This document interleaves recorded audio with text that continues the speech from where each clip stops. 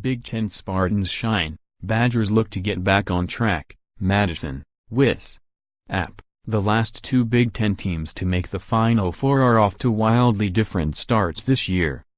Stacked Michigan State looks like a favorite to return to the national semifinals for the first time since 2015, when Wisconsin gave the Big Ten a Final Four twosome. Just getting above .500 before league play picks up again would be an achievement for the young Badgers after an injury-plagued start to this season. "We haven't become complete yet in terms of putting 40 solid minutes together," Wisconsin coach Greg Gard said after a closer-than-expected 82-70 win over Chicago State. The Cougars have just 2 wins this season. But considering that the Badgers, 7-7-1-1, returned to .500 with a third straight victory, it was an important night for a program that isn't used to struggling so early in the year. Junior Ethan Happ, 16.3 points, 8.5 rebounds, 3.5 assists, remains one of the best all-around post players in the country. The rest of the team has had growing pains with 4 new starters. Freshmen and other less inexperienced players have been thrust into key rotation roles. Injuries to starting point guard Mike Dries, foot, and important freshman reserve Kobe King, knee, also forced the Badgers to scramble in a backcourt already short on experience. The early season schedule included games against 4 ranked teams, all losses. Wisconsin will have had about a month to adjust to playing without Tryson King by the time its Big Ten schedule opens on January 2 against Indiana. "We've kind of thrown them into the fire," Happ said recently about the Badgers freshmen. "It's an adjustment period just like it was for me my freshman year. We're just going to have to learn and get better every day." Happ spent the 2014-15 season as a redshirt, watching and learning from the bench as the Frank Kaminsky-led team advanced all the way to the national title game in 2015 before losing to Duke.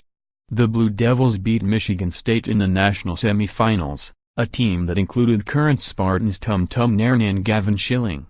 Their seniors now providing experience off the bench on a team led by a talented sophomore class including Miles Bridges. The NBA talent turned down a chance to go one and done in the offseason. His return made the second-ranked Spartans, 12-1-2-0, a favorite to make a run deep into March. But first and foremost, Michigan State is focused on winning the Big Ten. "We have to remember our ultimate goal and that is to win a Big Ten championship," Bridges said after a 102-60 win over Long Beach State last week. "We're going to continue to win as many games as we can, we can't go home and not stay focused." Some other notes and things to watch as Big Ten play picks up again next week. Early start. Schools are actually returning to league play after a 2-game window of conference games interrupted non-conference play in early December. The scheduling quirk allows for an end to Big Ten regular season play in late February to allow for the conference tournament to be played in New York from February 28 to March 4, which is about a week ahead of when it's usually held. The contenders, besides Michigan State, number 14 Purdue, 12-2. Is the only other team ranked in this week's App Top 25 poll. Winners of 8 straight, the confident Boilermakers head into conference play with confidence-boosting non-conference wins over Arizona, Louisville and Butler on its resume. The next tier, there seems to be a little drop-off to the next tier of Big Ten contenders, though teams like Minnesota, Maryland and Michigan, each 11-3 overall and 1-1 in the league, are capable of beating any team. Northwestern, 9-5-1-1, has played a tough early season schedule, including a 104-78 loss at number 12 Oklahoma last week.